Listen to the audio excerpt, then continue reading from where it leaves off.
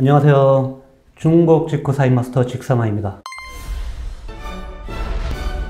우리가 이제 이 동영상을 쭉 올려드리면서 이런 거 저런 거 문의하시는 분들도 계시고, 또는 참여를 좀 해서 요거 좀 약간 컨설팅을 같이 받으면서 참여를 할 수 있는가 이런 거 물어보는 분들도 계시고 하시는데, 혹시 이거 동영상 보시는 여러분들 중에서도 궁금한 게 있으시면 질문을 주셔도 좋고, 그리고 직접 저하고 만나서 제가 궁금한 것들을 직접 해결을 해드리는 과정을 같이 이렇게 찍으면서 하고 싶다 하시는 분들은 언제든지 저에게 연락을 주셔서 참여할 수 있도록 제가 참조해서 그렇게 하는 거를 했으면 좋겠어요.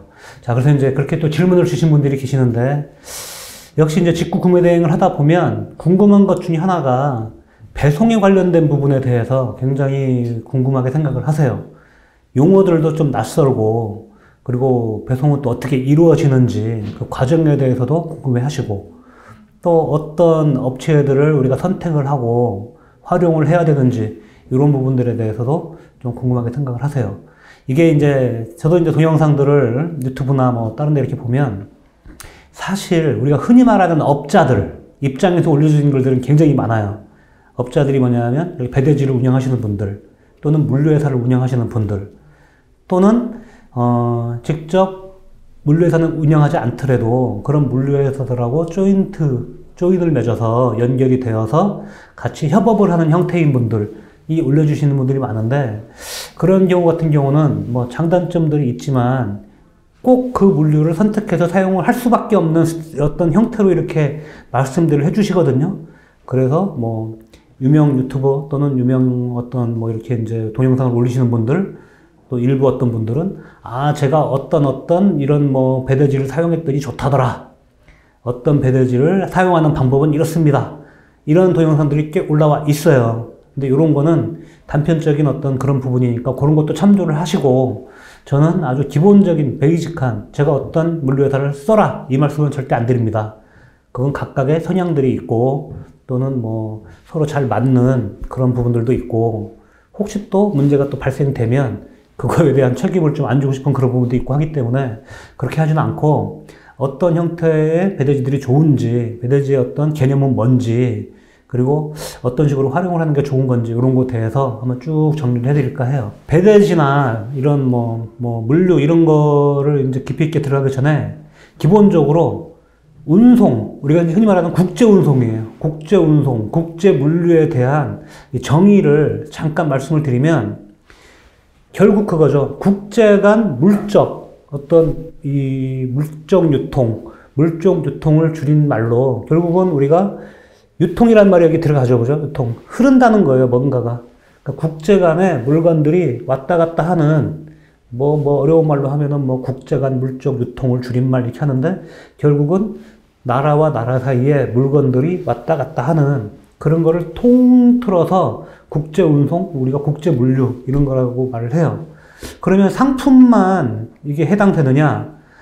그런 건 아니에요. 기본적으로 상품이 최종 소비자에게까지 가는 그런 전 과정을 물류 유통의 과정이라고 볼 수가 있는데, 여기에 포함되는 재화, 서비스 이런 거를 물리적으로 이동시키는 것과 관련된 모든 활동, 즉 운송, 보관, 하역, 포장, 물류 가공, 정보 유통, 폐기물 및 반품 관리 등의 제반 활동, 이거를 또는 단독으로 복합적으로 이게 제공되어지거나 이 서비스를 통틀어서 하는 말을 우리가 물류, 국제 물류, 국제 운송 이렇게 정의를 해요. 이 정의 물러셔도 돼요. 근데 이제 요런 어떤 흐름이 있다는 거를 알고 이 얘기를 시작을 하면 조금 더 이해가 빨릴 수가 있어요. 자, 그래서 우리는 국제간 물류를 해야 되는데, 그러면 나는 어디에 포함되나 이런 거를 좀 알고 싶을 거예요. 이거 이제 배대지라는 말까지 가는 과정에 이런 말씀을 드리는 거예요. 자, 물류는 모든 걸 통틀은 거예요. 배대지 물류만 하는 게 아니고 전체적인 모든 것을 물류를 통틀어서 말을 하는데, 이 물류는 이게 국제간으로 봤을 때 해운 물류가 있고 항공 물류가 있어요. 그럼 우리가 단편적으로 생각할 때 해운은 양이 많고 항공은 양이 적고, 요렇게만 생각할 수 있죠. 그래서 해운은 양이 많으면 전자상거래에 대한 배대지가 아니고 우리가 뭐 큰 오다하고 뭐 소싱하고 사입하고 하는 큰 물량만 해야 되나? 이렇게 생각할 수 있고, 항공은 양이 적기 때문에 전자상거래에 관련된 물류만 하나? 큰 물량은 안 되나? 그게 그렇지가 않고요. 해운이나 항공 모두 공히 이런 전반적인 사입이나 소싱에 관련된 물류 또는 개인별 전자상거래 직구 물류까지 다 통틀어서 할 수가 있어요. 다 할 수가 있는데 그거를 항공과 해운 두 가지 분류로 나눠서 할 수가 있다. 이렇게 생각하면 돼요. 결국 해운도 대량 화물과 전자상거래 물류를 다 할 수 있고 항공도 대량 화물과 전자상거래 물류를 다 할 수가 있다. 이렇게 알고 계시면 돼요. 자, 이렇게 해서 그럼 이런 물류들을 통틀어서 진행을 해주는 곳이 중국 현지에 있는 물류회사겠죠. 물류회사. 자, 물류회사를 활용하는 방법이 내가 전자상거래, 그러니까 우리가 직구 구매 대행을 하기 위해서 타오바오나 1688에서 직접 하나씩 사서 보관을 했다가 나에게 보내주게 되면 그게 바로 배송 대행지인 거예요. 배송 대행지. 배대지라고도 하죠. 줄여서 내 물건을 잠시 받아놨다가 다시 최종 소비자에게 보내주는 그 역할을 하는 곳이 바로 배대지예요. 배대지는 배송 대행을 하는 곳이죠. 그런데 가끔 우리가 이제 구매 대행 비즈니스를 하지만 실질적으로 중국에서 나의 물건을 구매 대행을 해주는 사람이 있어요. 이런 배대지 역할을 하고 조금 틀리게 구매 대행만 또 해주는 업체들이 있어요. 구매 대행. 그건 뭐냐 하면, 자, 내가 실질적으로 타오바오나 1688에 있는 물건들을 구매를 해서 소비자에게까지 도착을 시켜주는 일을 하는데, 이런 구매하는 과정들이 결제 단계라든지 또는 업무량이 많아서 이런 걸 대신 해줄 수 있는 사람이 있으면 좋겠다든지 이런 이유 등으로 요런 비즈니스만 해주는 업체들이 있어요. 요 사람들은 구매 대행 업체인 거예요. 배송 대행지하고 조금 틀려요. 배송 대행지는 포커스가 물류에 방점이 있는 것이고 구매 대행 업체들은 사입을 대행해 주는 거에 방점이 있어요. 물론 요즘에 대부분의 이런 배대지 업체들은 구매 대행까지 같이 겸비해서 진행을 해주는 곳이 많이 있습니다. 하지만 엄밀히 말하면 이 용어 자체는 틀린 것이다. 이렇게 보시면 되는 거고요. 그리고 또 한 가지 언어가 있어요. 결제 대행이라는 게 있어요. 결제 대행. 결제 대행은 구매를 대신하는 게 아니고, 자, 내가 타오바오나 1688에서 상품을 구매를 하고 싶어요. 그 타오바오 같은 경우는 신용카드가 되기 때문에 의외로 좀 쉽긴 한데, 뭐, 다른 결제 단계를 할 수도 있지만, 사실 1688 같은 경우는 결제가 쉽지가 않아요. 신용카드가 되지 않기 때문에 이런 구매 대행 업체나 또 다른 중국의 현지 업체들을 통해서 내가 이제 대신 결제를 해주고 이런 형태를 진행을 해야 되는데, 단순하게 결제만 해주는 그런 업체들이 있어요. 내가 구매하고 싶은 링크를 던져줘서 또는 다 뭐 이렇게 준비를 한 상태에서 던져주면 그 사람들은 결제만 해주는 이런 형태가 있는 것이죠. 요 각각의, 그러니까 다 틀린 게 이제, 세 가지 분류로 이제 다시 정리해드리면, 자, 결제만 대행을 해주는 사람들이 있고요. 결제 플러스 사입 행위까지 해주는 업체가 있고, 자, 그 다음에 요거를 운송까지 책임져주는 배송 대행 업체가 있어요. 그래서 최근에는 요 각각 따로 이용을 하기도 하고, 요걸 다 뭉쳐서 하나의 서비스로 다 이용해주는 배대지들이 있습니다. 각각의 장단점이 있어요. 장단점. 자, 어떤 장단점이 있냐? 요게 이제 비용과 검사, 요런 거에 따라서 틀린 부분들이 있어요.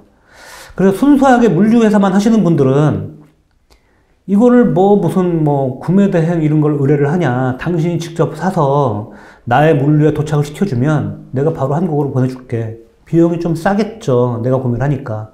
자, 구매 대행 하는 입장에서는, 구매 대행 업자들은 네가 업무를 할 시간에 다른 일을 더 많이 해라. 사실 맞는 부분이 있어요. 내가 하루에 한두 개 파는 사람들은 당연히 직접 내가 구매하는 게 훨씬 편해요. 내가 뭐 할 일도 없고 사실. 그런데 하루에 50개, 100개 이렇게 파시는 분들은 이 구매하는 일만 해도 굉장히 큰 일이거든요. 그러면 구매는 아예 수수료를 주더라도 업체에 맡기고 나는 딴 행위를 더 열심히 하겠다. 이럴 경우에 구매만 또 의뢰를 할 수가 있는 거죠. 그리고 또 뭐 결제 단계가 이제 좀 불확실한 분들은 결제만 할 수도 있는 거고. 그래서 이제 필요에 의해서 하는데, 이런 경우에요. 물건이 정확해요. 이거는 불량이나 이런 게 있을 수도 없고, 다시 뭐 박스를 뜯어서 검사할 필요도 없고, 박스 뜯으면 오히려 불량품이야. 소형 전자제품 이런 거 있잖아요.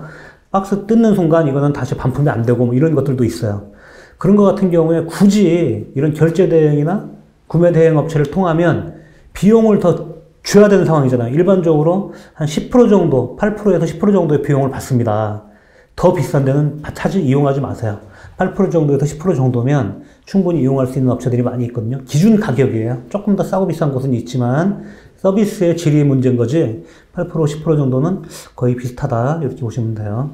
자, 그래서 이런 구매 대행 업체들을 활용을 하는 것보다 내가 상품이 정확하면, 그리고 판매되는 아이템 수량이 적고 수량이 많더라도 한 점포의 물건이, 똑같은 물건이 너무 잘 팔려서, 예를 들면은 무슨 내가 어떤 소형 전자제품, 뭐 마우스를 판다고 쳐요. 마우스를 판매를 하는데 요 제품만 하루에 100개가 팔려. 그러면 그걸 굳이 의뢰할 필요 없고 나는 그냥 구매만 해요. 그래서 그게 배대지에 도착을 하면 일반 포워딩을 통해서 배송회사입니다. 물류회사. 바로 그냥 소비자들한테 가게까지 하면 중간에 이런 수수료들이 줄어들겠죠. 그냥 물류비만 나가면 되는 거예요. 물류비.